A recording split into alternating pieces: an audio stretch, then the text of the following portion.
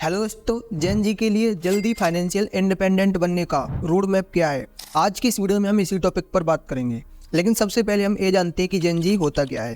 तो इसे आप ऐसे समझिए जैसे कि अभी जो लोग जिंदा हैं उनको जन्म दिनांक के अकॉर्डिंग अलग अलग कैटेगरी में डिवाइड किया गया है। जैसे जिनका जन्म 1901 से लेकर 1927 तक हुआ है उन्हें ग्रेट जनरेशन कहते हैं। एंड जिनका जन्म 1928 से लेकर 1945 के बीच में हुआ है उन्हें साइलेंट जनरेशन कहते हैं। एंड 1946 से लेकर 1964 तक जिन लोगों का जन्म हुआ है उन्हें बेबी बूमर्स कहते हैं। जिनका जन्म 1965 से लेकर 1980 के बीच में हुआ है उन्हें जनरेशन एक्स कहते हैं। जिनका जन्म 1981 से लेकर 1996 के बीच में हुआ है उन्हें मिलेनियस कहते हैं। एंड जिनका जन्म 1997 से लेकर 2012 के बीच में हुआ है उन्हें जनरेशन जेड कहते हैं। इसका शॉर्ट फॉर्म है जेन जी। और जिनका जन्म 2013 से लेकर 2025 के बीच में हुआ है या फिर होगा उन्हें अल्फा जनरेशन कहेंगे। वैसे तो फाइनेंशियल इंडिपेंडेंस हर किसी के लिए जरूरी है, बट ये जेन जी के लिए ज़्यादा इम्पोर्टेंट क्यों है, ये जानने से पहले हम ये समझते हैं कि आखिर फाइनेंशियल इंडिपेंडेंस होती क्या है। फाइनेंशियल इंडिपेंडेंस का मतलब होता है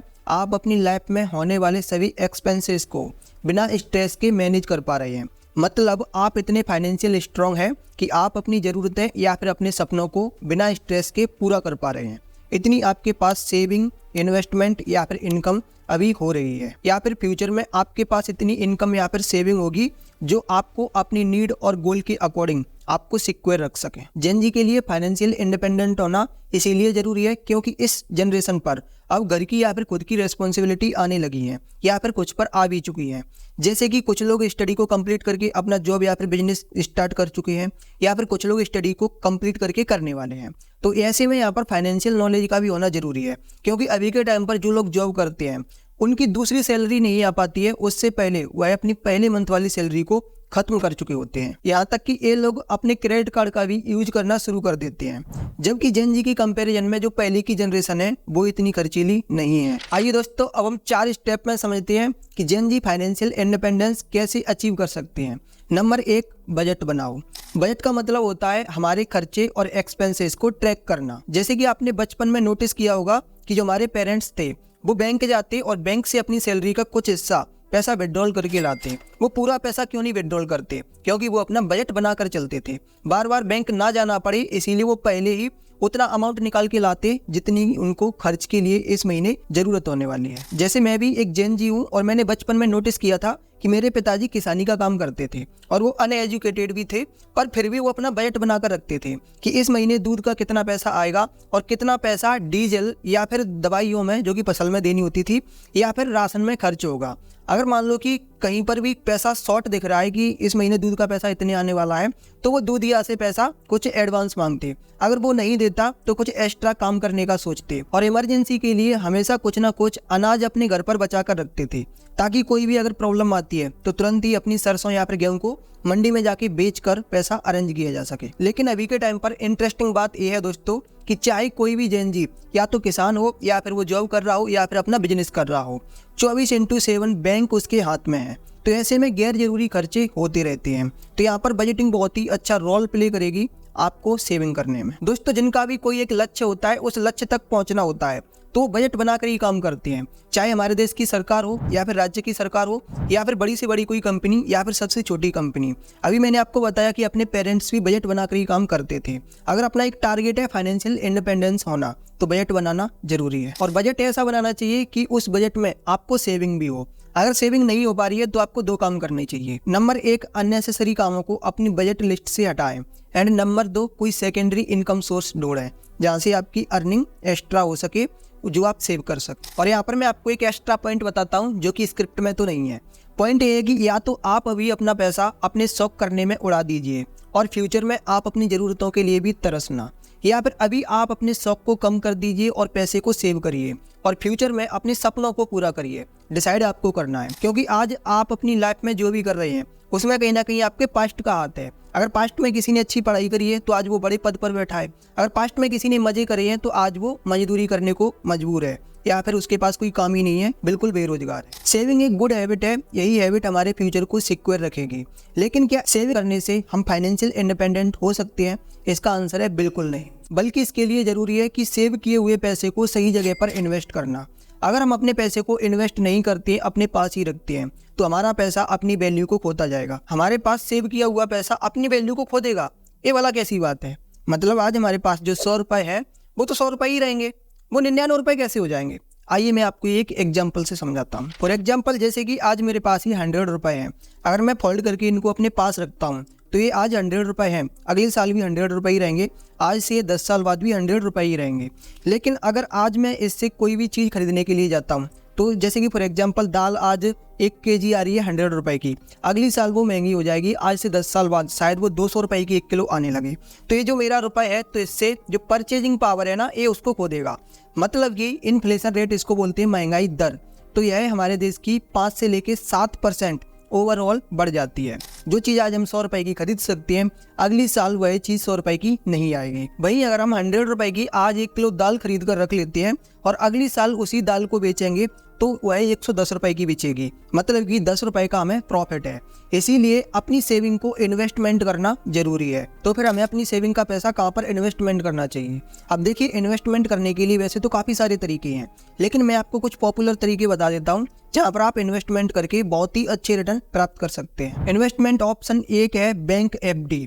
मतलब कि आप अपना पैसा थोड़ा थोड़ा करके सेव कर सकते हैं और जब वह हज़ारों या फिर लाखों में हो जाए, फिर आप उस पैसे को बैंक एफडी की स्कीम में इन्वेस्ट कर सकते हैं। बैंक एफडी आपको 7 से लेकर 9% तक के पर एनम रिटर्न देते हैं। यह डिपेंड करता है कि आप कौन से बैंक में फिक्स डिपॉजिट करवा रहे हैं एंड कितने समय के लिए। नंबर 2 पर है म्यूचुअल फंड। म्यूचुअल फंड में ना आपको सिर्फ अच्छे रिटर्न मिलते हैं, बल्कि यह इन्वेस्टमेंट करने का एक सेफ ऑप्शन भी है। आप किसी अच्छी म्यूचुअल फंड स्कीम में इन्वेस्टमेंट करते हैं, यहाँ पर आप वन टाइम भी इन्वेस्टमेंट कर सकते हैं, जिसको लंप सम बोलते हैं, एंड आप SIP के थ्रू हर महीने या फिर वीकली भी इन्वेस्टमेंट कर सकते हैं। आप जिस भी म्यूचुअल फंड स्कीम में इन्वेस्ट करते हैं, वह पैसा एक एसेट मैनेजमेंट कंपनी के पास जाता है, जिस भी कंपनी में आपने इन्वेस्ट किया है। फिर उस एसेट मैनेजमेंट कंपनी के फंड मैनेजर आपके पैसे को अच्छे अच्छे स्टॉक में इन्वेस्ट करते हैं। रिस्क को कम करने के लिए यह आपके पैसे को काफ़ी सारे स्टॉक में डिवाइड कर देते हैं, और म्यूचुअल फंड में इन्वेस्टमेंट पर आपको 20 से लेकर 30% तक के भी रिटर्न मिल सकते हैं। बट ये डिपेंड करता है कि आपने कितने टाइम के लिए और किस म्यूचुअल फंड स्कीम में इन्वेस्ट किया है। और अगर आप एक बिगिनर है तो आपको बताना चाहूँगा कि म्यूचुअल फंड में इन्वेस्टमेंट के लिए मैंने एक बहुत ही अच्छा वीडियो बनाया है, आप इस वीडियो को देख सकते हैं, लिंक आपको वीडियो के डिस्क्रिप्शन में या फिर एंड स्क्रीन पर मिल जाएगा। ऑप्शन नंबर 3 है गोल्ड इन्वेस्टमेंट। गोल्ड ने सालों से काफ़ी अच्छे रिटर्न्स दिए हैं, तो आप अपनी सेविंग का पैसा यूज कर सकते हैं गोल्ड बाई करने के लिए, और कुछ सालों बाद जब आप ज़रूरत पड़ने पर गोल्ड को बेचेंगे तो उसका प्राइस बढ़ चुका होगा। गोल्ड खरीदने का एक बेनिफिट ये भी है कि अगर आप इसके गहने बनवाते हैं, मतलब कि गोल्ड को आप गहने के फॉर्म में खरीदते हैं, तो आप इसका यूज कर सकते हैं पहनने के लिए, और आप गोल्ड को गिरवी रखकर बैंक से लोन भी ले सकते हैं, मतलब कि बेचना भी नहीं पड़ेगा और आपको अगर ज़रूरत है तो आपको पैसा भी मिल जाएगा। बट गोल्ड खरीदने का एक सबसे बड़ा रिस्क ये है कि अगर आप गोल्ड को खरीदकर अपने घर पर रख जाते हैं और आप कहीं घूमने के लिए जाते हैं, तो आपके घर की तिजोरी पर अटैक भी हो सकता है। तो काफ़ी सारे घरों में आपने देखा होगा कि सोना चोर भी ले जाते हैं। सर, हम पिछले हफ्ते गोवा ट्रिप पर गए थे। जब हम घर पहुंचे, कोई भी कीमती सामान घर पर नहीं था। चुप करो बेटा। जब ये टूर पर गए थे तो इस पप्पू ने एक पोस्ट शेयर की थी। क्या बताऊं मैं इसे? सर बस यूं ही लिखा था 5 days trip to Goa rocking with mom, है ना माँ? तो अभी मुझसे मार खाएगा। इस पोस्ट के नीचे देखो, काइलो रेन की एक फोटो के साथ एक कमेंट आया है, भाई तू वहाँ रॉक कर, हम यहाँ रॉक करते हैं। हालांकि चोरी से बचाने का एक ऑप्शन है कि आप बैंक में जाके लॉकर में रख सकते हैं, लेकिन लॉकर में रखने का भी चार्ज लगता है। तो इन चीज़ों को आप पहले समझ लेना गोल्ड में इन्वेस्ट करने से पहले। एंड ऑप्शन नंबर 4 है रियल एस्टेट। आप अपना पैसा प्रॉपर्टी में इन्वेस्ट कर सकते हैं, लेकिन इसके लिए आपके पास बड़ी सेविंग होनी चाहिए, कम से कम 5-7 या फिर 10 लाख तो होनी चाहिए। अगर इतना आपके पास पैसा है तो आप उससे कोई अगर एक प्लॉट भी खरीदते हैं और कुछ सालों बाद अगर आप उस प्लॉट को बेचते हैं तो उसका प्राइस बढ़ चुका होता है। काफ़ी सारे लोग रियल एस्टेट से काफ़ी अच्छा प्रॉफिट भी बना रहे हैं, लेकिन इसमें दोस्तों रिस्क यही है कि इसमें इमीडिएटली पैसा नहीं बनता है। आप प्लॉट खरीद कर फंस भी सकते हैं, मतलब कि अगर आपको ज़रूरत है और आप इसको तुरंत बेचना चाहें तो यह तुरंत सेव नहीं होता है। यहाँ पर आपका पैसा थोड़ा सा जाम रहता है। अगर अच्छी लोकेशन पर प्लॉट है तो वो जल्दी भी सेल हो सकता है, लेकिन अगर कहीं वो खराब आप लोकेशन पर ले लेते हैं तो आप उसमें फंस सकते हैं। अब फंसने का मतलब यहाँ पर ये बिल्कुल भी नहीं है कि आपका पैसा पूरा वेस्ट हो गया।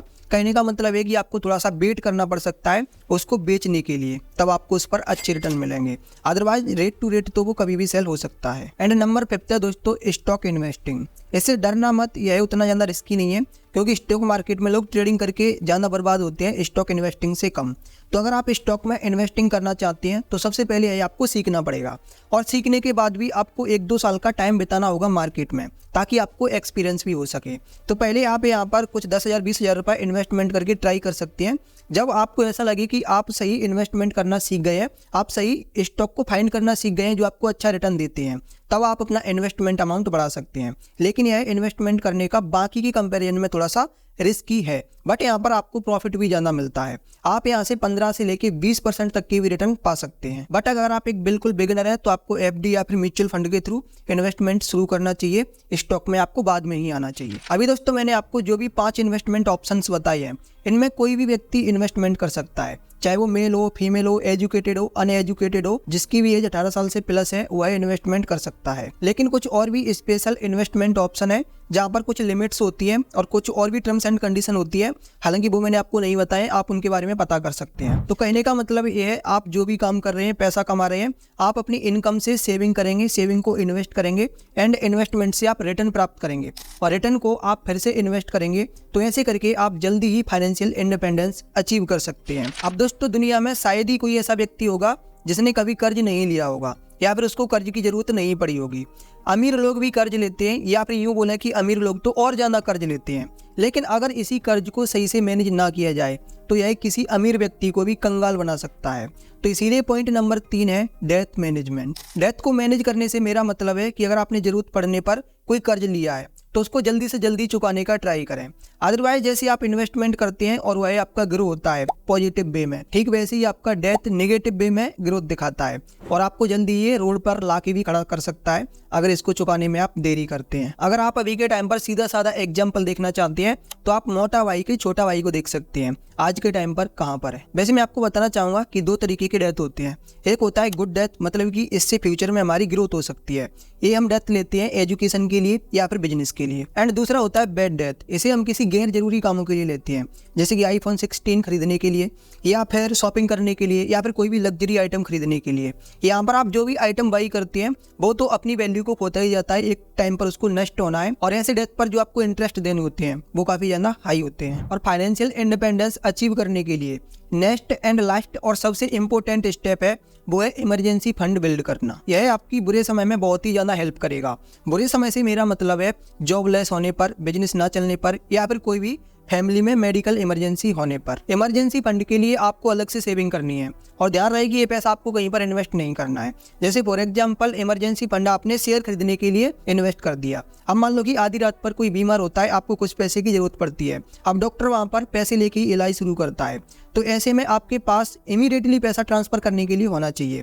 तो अगर आपने मान लो कि स्टॉक में इन्वेस्ट कर दिया, अब मार्केट खुलेगा तब आप स्टॉक को बेचेंगे, फिर उसको विड्रॉल करेंगे, या फिर आपने एफडी करवा दी है, बैंक खुलेगा, पता नहीं छुट्टी है क्या है, तो ऐसे करके इस पैसे को आप कहीं पर इन्वेस्ट ना करें, या तो आप इसको अपने घर पर रखें या फिर सेविंग अकाउंट में रखें ताकि यूपीआई के थ्रू आप तुरंत ही ट्रांसफर कर सकें। इमरजेंसी फंड के लिए एक चीज़ यहाँ पर आप और यूज कर सकते हैं, वो है दोस्तों कि आप चेक बुक अपने पास रखें ताकि आपको कहीं पर भी पैसा देना पड़े आप तुरंत ही चेक फाड़ के उसको दे सकें।